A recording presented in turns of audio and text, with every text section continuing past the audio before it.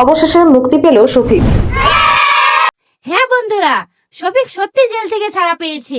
আজ পর্যন্ত সোশ্যাল মিডিয়ায় জীবনও বলেনি যে পল্লী এমটিভি আমার জন্য চলে, আমি বড় নায়ক হয়ে গেছি।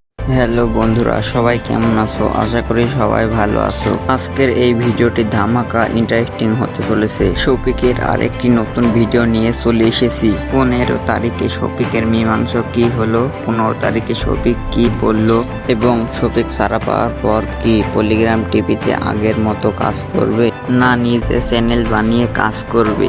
আর হ্যাঁ, শফিক জেলে দেওয়ার আসল অপরাধী কে, রুবেল না শফিকের বন্ধু ইমরান, সবকিছুর আসল সত্য এই ভিডিওতে জানাবো। আর হ্যাঁ বন্ধুরা, শফিকের এই কেসটি 15 তারিখে তুলে নিয়েছে শফিকের শ্বশুর শাশুড়ি অর্থাৎ তারার বাবা মা। কেন তুলছে কেস, সবকিছু আজকের এই ভিডিওতে ডিটেলসে জানাবো।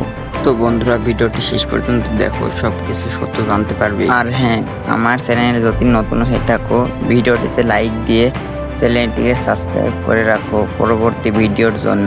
শফিকের নামে যে কেসটি দেওয়া হয়েছিল সেই কেসটি তুলে নিয়েছে। আর হ্যাঁ বন্ধুরা, শফিকের কেসটি তুলে নিয়েছে শফিকের শ্বশুর শাশুড়ির বাড়ির লোকেরা।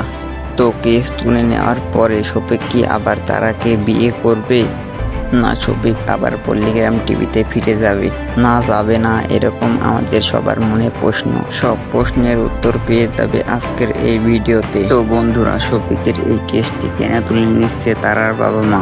আসল সত্যটা হলো শফিক নাকি আবার ওই মেয়েকে বিয়ে করবে।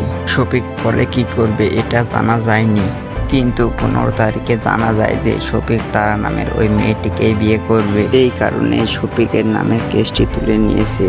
15 তারিখে জানা যায় যে শফিকের বাড়ির লোকের সাথে তারার বাড়ির লোকের সাথে একটা মীমাংসা হয়েছে। তো বন্ধুরা, শফিক পল্লিগ্রাম টিভির কথা কি বলেছে এবার বর্ষার মুখ থেকে শুনুন। আমি শফিককে জিজ্ঞাসা করলাম, শফিক তুই কিভাবে জেল থেকে ছাড়া পেলি? শফিক তখন আমাকে বলল, যেসব ভিডিওগুলো সোশ্যাল মিডিয়াতে দেখতে পাচ্ছিস পল্লিগ্রামের ওয়ানার নাকি আমাকে ছাড়িয়েছে, এই কথাগুলো একদম মিথ্যা।